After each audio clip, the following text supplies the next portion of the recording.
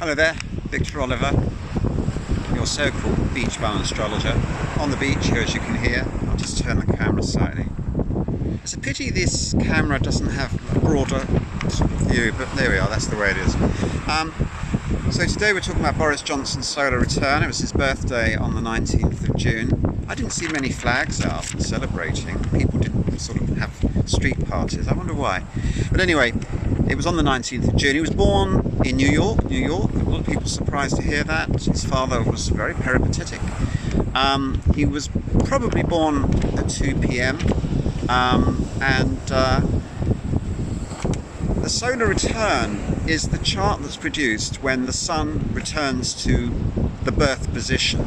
So it's in 28 degrees Gemini, approximately, in his case.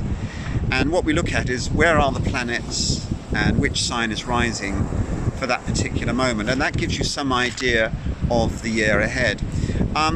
For this year ahead, 2020 to 2021, birthday to birthday, he has Taurus rising. And what we're doing today is not looking necessarily at his personal life, but his political life. So Taurus rising is actually quite a good sign for determination and also for sticking to practicalities. And if you consider that one of Boris's main problems is that he's seen as rather impractical, then having Taurus rising actually is quite supportive of him potentially. With Taurus rising, Venus is the ruler of the chart for the year, and in his chart you'll find Venus very close to the moon, which again is quite favourable, I think, because it means that he's greatly attuned, or more attuned, shall we say, to the people. He's reacting more changeably but sensitively to what the people want. And I don't say that as a great supporter of Boris Johnson. I know some of you might like me to say that he's approaching his political doom. But to be honest with you, I don't see that in this particular solar return. I've got it in front of me here. There are other things which are quite interesting. He's got Uranus very close to his ascendant point in Taurus. And this is a pretty strong indication, I think, that he's going to be parting company with quite a few colleagues. I mean, we know already that from a philosophical point of view, he's doing a number of things that he could never have countenanced in another time. But thanks to COVID-19, if thanks is the right word, he's now giving away billions through furloughing, through supporting businesses, trying to keep the economy artificially alive.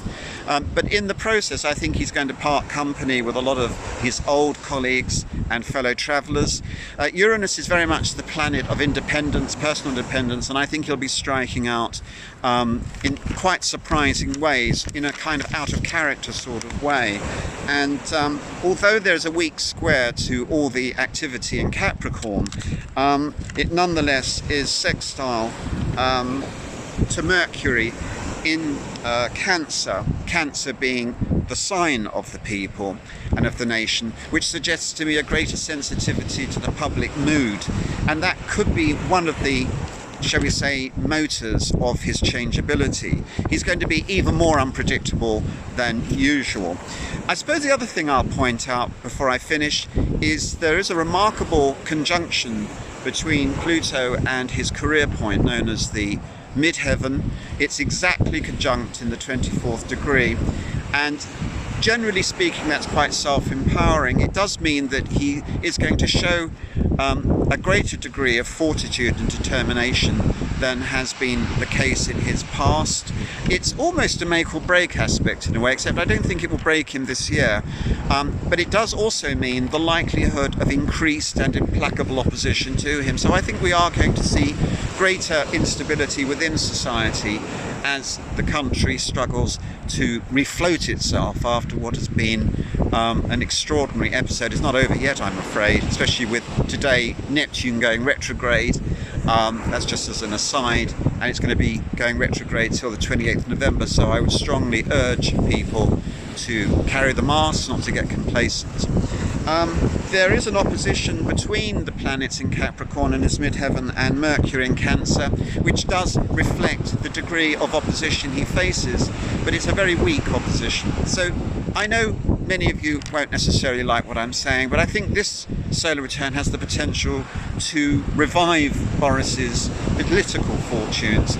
But as I always say in astrology, you can never tell. It rather depends on whether he can actually pick up on the messages that life is throwing at him, to take life so much more seriously, to focus on what needs to be done, to listen to people who know what they're talking about, and also, of course, to be receptive to the people.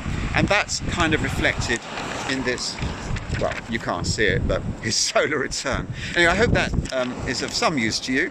It'd be interesting to see how things unravel in the next few months, over the next year, and thank you for listening.